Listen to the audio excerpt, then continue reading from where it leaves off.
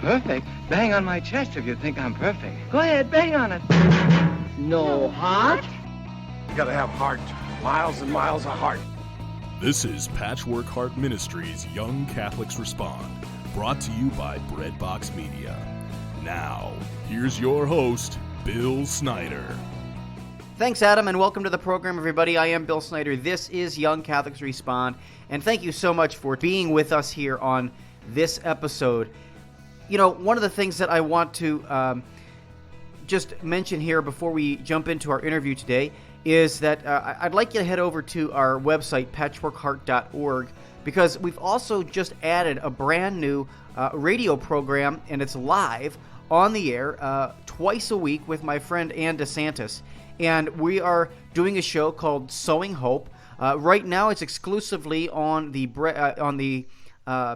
Podbean app, and we're having a conversation where we just talk about different Catholic topics.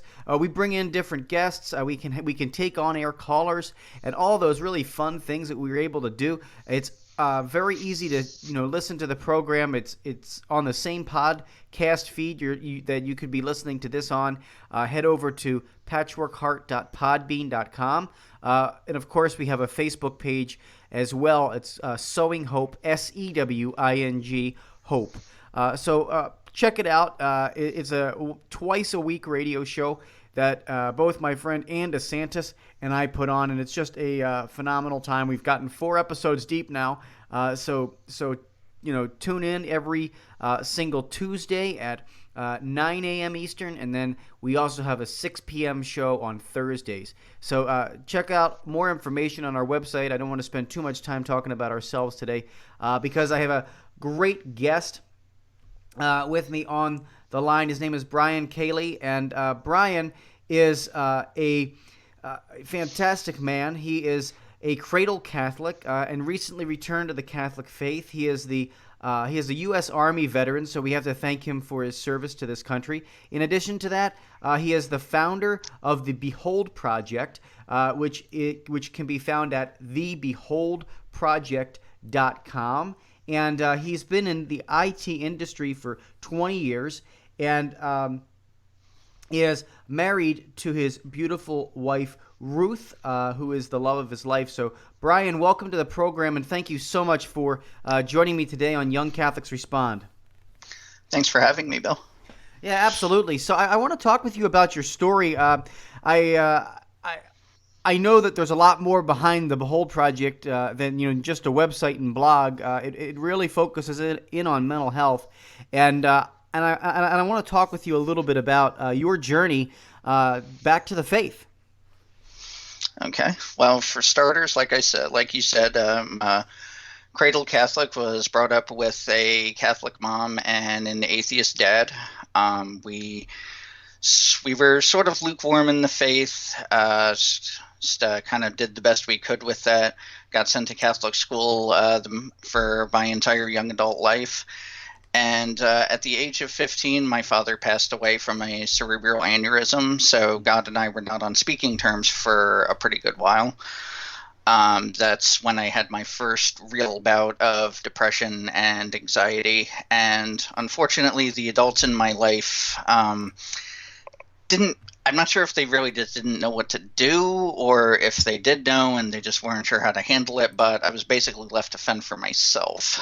So that led to me joining the Army, knowing that something had to give. I had to, improve myself. Otherwise, bad things were going to happen. So joined the military, got deployed to Iraq in 2004. And it was then that I really started to feel the pangs that something was really missing, that God was really trying to call me home. And by no sheer irony, Iraq is a desert, so go figure. Yeah. So came back from that, had a couple of visits with a military chaplain after things were said and done. I was like, maybe there is something to this. And then the weirdest thing happened a couple of months after I got back. I got a letter from a non-denominational church in my dead father's name. So I took that as a sign that, yeah, it's time to come home in some way, shape, or form. So I was a non-denominational Catholic for a bit. That ended when I married my wife Ruth because they weren't very accepting of her for whatever reason. Um, so I moved in with her and got married. And yes, in that order, there's a story behind that. And converted to the Lutheran faith, but I still felt that there was something was missing. And I said to myself, and I was still battling with depression, anxiety, and now PTSD from the military and everything. And I said something was really missing. So I opened a Facebook account at one of my friend's behests. And one of the first things I did was I looked for depression and anxiety support groups. And one of those groups was a Catholic group. So I took a chance and said, what happens when this happens? So I joined said group, and I refell in love with my Catholic faith. I mean, just the support and the love I got from people understanding my situation, especially with Ruth and things. It was just the outpouring of support and love was unbelievable. So I started going back to church, going back to adoration, going back to the Catholic faith. I am now a parishioner at St. Mary Immaculate in Abbottstown, Pennsylvania. So with that, I still felt like something was missing, like I needed to give back in some way. And that's kind of where the whole Behold project came from. It actually started this month last year when I heard Dr. Matthew Stanford on the Busted Halo radio show on the Catholic channel. Yeah. And he is the writer of several books on the subject.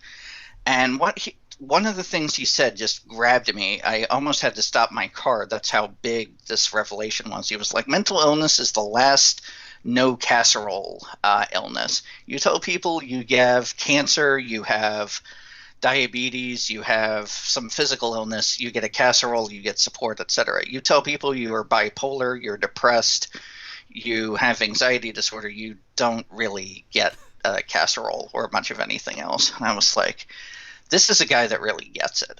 I was like, this I need to look into. So I read one of his books. The name of it escapes me off the top of my head, but it basically says that, yes, faith and mental illness aren't opposed to each other. They go together. And that if God is not healing you from said mental illness, if he doesn't take it away from you, it's there for a reason. And that reason being to bring out the best in you and to help other people that are suffering bring out the best in them too. And that's really where the Behold project came from. I got together with a couple of like-minded folks. We started it started out as just a blog, and I was just going to see where it went, but it's evolved into this whole ministry where I have mailing lists, I have a Facebook group, I have the blog is still going, and I'm going to keep expanding it and seeing how far we can reach things, because there are so many people that are suffering. They think God doesn't love them because no one's really telling them otherwise, and they're suffering in silence because they're either afraid of the stigma that goes with mental illness, or they've been told several times, oh, it's all in your head and you just need to get yourself right. And it's if it was that simple, we wouldn't have this problem. So Right. it's something I'm very passionate about. And fun fact, the name for the Behold project actually came to me while I was in adoration, because I'm not clever enough to come up with that name on my own. So I took that as a mandate that, yeah, this is going to be the name of it, and we're just going to go from there. So that's pretty much me in a nutshell. Yeah, it's a fascinating story, Brian, and thank you for your courage and your strength, of course. And your service, serving our country, because all of this stuff goes, really all together in your story anyway, where you're talking about just suffering from depression, PTSD, all of these things that you maybe have encountered, and how you are giving back. I just want to read just a little bit of the about us for our listeners of your blog and website, because it's just beautiful. He says in here, we're a growing group of Christians that have come together to create a community. It's a community, first of all, and it will be sharing blogs, stories, poetry, testimonials, articles, art, humor, anything else that can bring inspiration and hope to others. And what a beautiful mission, because one of the things I maybe want to just talk with you about that you highlighted and touched upon was that people who are suffering from mental illness also can give back to the community. They're not worthless, right? But even though sometimes people think about that, they or in their own minds, right? Like that's part of the depression or part of a mental illness, right? So when you're talking about building up self-worth, through these means, what a beautiful way, right? What would you say to somebody who might be suffering from a mental illness that is kind of feeling hopeless out there right now? Well, that there's always hope if you're willing to reach out for it. People are genuinely, especially in a faith community, more understanding than you think they might be. I believe it was, I forget which association it was, but they actually did a study, and people with mental illness are more likely to reach out to a priest or a reverend, a member of the clergy, than they are to an actual psychologist or psychiatrist, because they feel a certain degree of closeness and non-judgment that's going to happen there. And I would say to a person that would feel hopeless, there's always hope. You do have something to offer, and you have a unique perspective that no one else is going to have. Your journey has really brought you to a point where you can give something back, and you can say to someone else that's going through the same thing, hey, I've been there. It may not be exactly what I'm going through or what you're going through, but it's similar enough where we can try to get through stuff together and learn from each other. Absolutely. Your story is so beautiful, and thank you for sharing it, and thank you for encouraging others to just reach out, as you said, reach out. And there's always hope if you reach out for it. I think that that is a beautiful statement that you made. What a beautiful encouragement for people out there listening.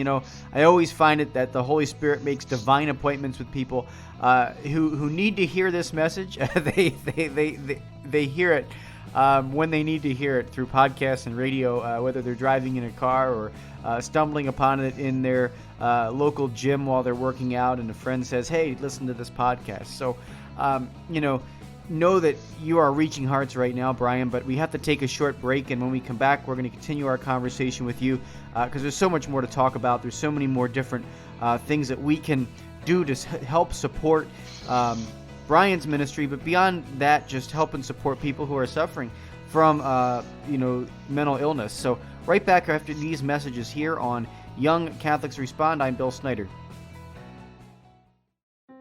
The St. Raymond Nonatus Foundation for Freedom, Family, and Faith offers prayerful accompaniment for those who are affected by divorce and separation. We offer free online support meetings for those affected by divorce and for adult children of divorce. You can learn more about us at nonatus.org. That's NONNATUS.org. Text or call 215-870-9913.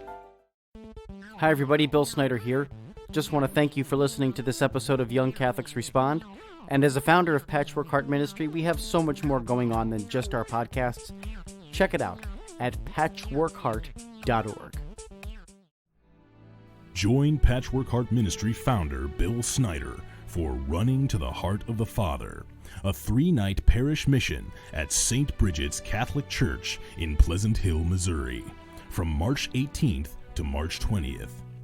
Bill will use stories, personal witness, and prayer experiences to inspire and challenge all to lay their weaknesses and insecurities at the foot of the cross and run to the heart of the Father.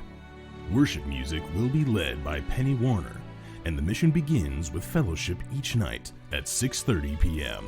For more information, visit patchworkheart.org. Your heart is always beating, but you never have to think about it. Welcome back to Young Catholics Respond. Once again, Bill Snyder. Welcome back, everybody, to this episode of Young Catholics Respond. Today I'm talking with my guest, Brian Caley, and he is the founder of The Behold Project. His website is thebeholdproject.com. And Brian really focuses in on creating a community of Christians that support one another through their mental illnesses, right? Sharing blogs, stories, poetries, testimonies, articles, arts, humor, and anything that can bring inspiration and hope to other people. That's what Brian is doing, and the Holy Spirit has truly moved him to do it. His story is beautiful. If you missed it, make sure you listen to the podcasted version of this, the first half of the podcast version of this, because it's got a beautiful story that Brian told. But Brian, I want to talk with you a little bit more in the second half of our interview here about healing. I want to talk about healing in particular because I think, healing from mental illness too. There's something about healing that people think, oh, you can just get over it. I think we mentioned that a few times in the first half, or you mentioned it a few times in the first half. Oh, you can just get over it. You can, you can pray your way out of a, mental illness. God's going to fix this. But if it's truly an illness and it's truly a deficiency of your mind or of your psyche, so. Talk about the healing process, maybe for you, but even for other people that might be suffering from mental illness right now, and how we as Catholics can help support others on their journey of healing. Well, first and foremost, at least for me, it was acknowledging that I needed the help. It was being willing to face down that particular stigma and being able to say, I'm really at a point where I need to do things better or something bad's going to happen. So I talked with my doctor and I talked with my spiritual director at the time, and I said, this is what needs to happen. I was prescribed an antidepressant. I was prescribed something to help me sleep. And my spiritual director at the time was not generally supportive, but like I said previously, I got a lot more support from the Catholic aspect of things. But it's really a process, a journey, for lack of a better word, because you're going to run into moments where you're going to need to go back to your doctor and say, hey, this isn't working, or hey, I need to change up this med, and you need to work with that particular doctor, because you're going to run into people that say, well, doctors, they don't know what they're doing. You can just pray your mental illness away, and you can just your faith needs to be stronger, and that's not the case. If you really and truly believe that God is God and Jesus is Jesus, that you need to use all of the resources available to you. You need to use the God-given gifts of those doctors, those psychiatrists, and the groups of people that are put in your path, because they're all there to help you. They're there for your best interest, and you have to use every resource that's available to you. You have, I don't want to say a responsibility, because that's not quite the correct word, but you should be using what's available to you. Absolutely. And one of the things that it's biblical. Just so you know, it is biblical what you're saying, Brian, about seeking professional help, and God is putting doctors and professionals in your way to help you. For us Catholics, we get the 7 extra books in the Bible, and in the book of Sirach, it's chapter 38. Verses 1 through 15. If you read that, again, it's chapter 38 of the book of Sirach or Ben Sirach, 1 through 15. If you read that, you will clearly see exactly what Brian is talking about, and it is scriptural and spot on to what he's saying, because we cannot ignore the wisdom of doctors. We cannot ignore the brilliance of the ways and the technologies that have been created to give us good drugs to help us overcome illnesses, right? You wouldn't say to any single person out there, oh, that has cancer, don't seek chemo, or treatment in some way. Don't seek radiation. You're not going to tell anybody that has a serious, illness with cancer, not to get the right drugs. So therefore, and to Brian's point, God is with you through this process, and the process looks differently for everybody, right, Brian? I think that's one of the big things that you were talking with me in between the break about. The process looks different for each and every person, right? This is very much true. I'm reminded of when Jesus said to the man at the pool of Bethesda, what do you want me to do for you? Saying you are healed looks differently for everybody. For one person, it might say, well, I want to get off my pills and I want to be depression free. Well, that might not necessarily be realistic. For me, I say I am healed because I am at a point where I have medicine that works. I have a good support system, and mentally and emotionally, I'm at a point where I can do something like this, and I can talk to somebody on a podcast, and I'm not like freaking out from anxiety or depressed and thinking, I'm going to mess up. It's not going to work. To me, that's healed, and other people might not necessarily agree with that, and that's okay, because it's different for everybody. The outcomes are different from everybody, and the end result looks different from everybody.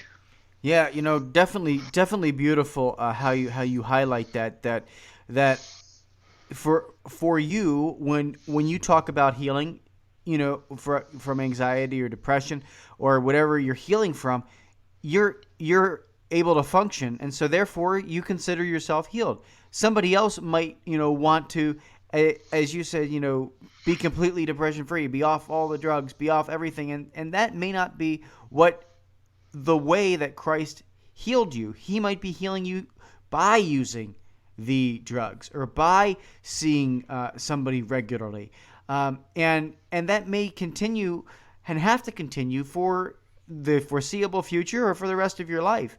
And that doesn't mean you haven't made progress as a human being. That doesn't mean that you haven't made an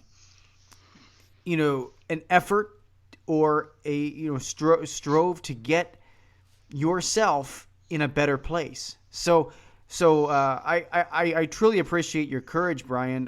Sharing the story with me today on the air, because I know right now the Holy Spirit is using your witness to reach into the hearts and minds of young adults and of young people right now listening to this, of old people listening to this right now, and saying, you know what, if I can get the help that I need, or this is such a totally relatable story, right? This is a totally relatable story. One of the things I want to ask you about is a support. I know that the Behold Project does not consider itself a official support group in any way. It's just a spot of encouragement and hope. But I want to talk with you a little bit about support. I know that your wife Ruth is a huge support to you. What would you say to those people who love those who have mental illnesses? First of all, God love them, because they definitely need love and support as well. It's a completely different beast when someone you love has these kinds of symptoms. And I tell Ruth I'm going to nominate her for sainthood if she dies first. It's kind of the running joke between her and I.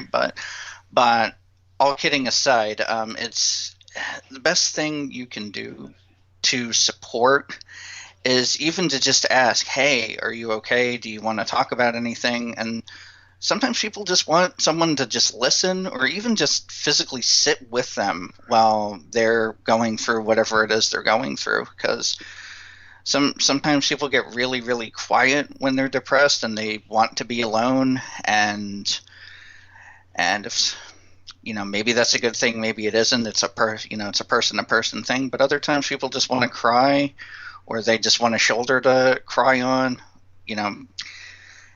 It's just whatever that particular person needs. But I do definitely want to stress one thing.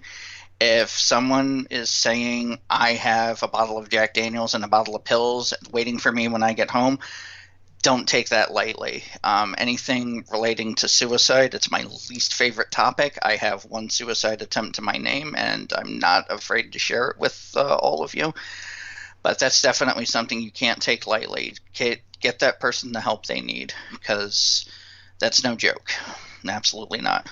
And that's what a very smart thing to be able to say, Brian. So thank you for again for your courage. It's and fortitude to push through and share these stories of your life with listeners out there. I want to ask you real quick. We've got just about a few minutes left here in the program, and I want to ask you just about how you want people to connect with you that might want to connect with you. You got a great story. People might want you to come out and speak to them, their group, or they might even want you to talk. Just be a resource on the web for them. How can they get in touch with you? If you're open to that, how can people get in touch with you to talk with you further? Well, there's a couple of means. TheBeholdProject.com has a contact us page.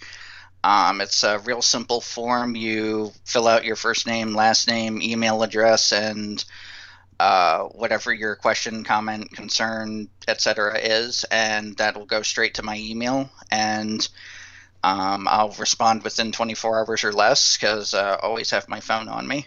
And also, you can look up the Behold Project's actual page, which has my mailing list and things. And there's also a Behold Project Facebook group of about 150 or so people. I post my blog on there too, and I connect with my readers on there and share things there as well, because there are some people that are like, well, I want to share, but I don't know how to write anything. Can I just post memes on your group? And I'm like, sure, go for it. And so we connect that way. So yeah, going to be working on getting a Twitter handle. It sounds like that's the next step of things there. So I'm going to be looking into that. So yeah, we're slowly but surely growing, and hopefully great things will come of this. Oh, I know it will, Brian. I know it will, because your faith is palpable during this conversation, totally, and I really appreciate again your courage, your wisdom, your insight, and for you answering the call of the Holy Spirit to do what He's asking you to do, which is truly to bring hope to people through this ministry. So once again, very simply, it is thebeholdproject.com. A Facebook group of the same name. Check it out and stay tuned, because I'm sure we'll have you back on, Brian. So listeners, stay tuned, and please support his ministry in any way you can. Totally appreciate it, Brian. Thank you so much for being here today. Really, really appreciate it. Thanks very much for having me. I really enjoyed my time here. Absolutely. Well, until next time, from all of us here at Patchwork Heart Ministry, I'm Bill Snyder. Keep beating to your Catholic heart. You've been listening to Young Catholics Respond, a radio initiative of Patchwork Heart Ministry. To learn more about our ministry and program, visit us at patchworkheart.org. Or to get exclusive access and early ministry updates, become our patron on Patreon by searching for Patchwork Heart Ministry.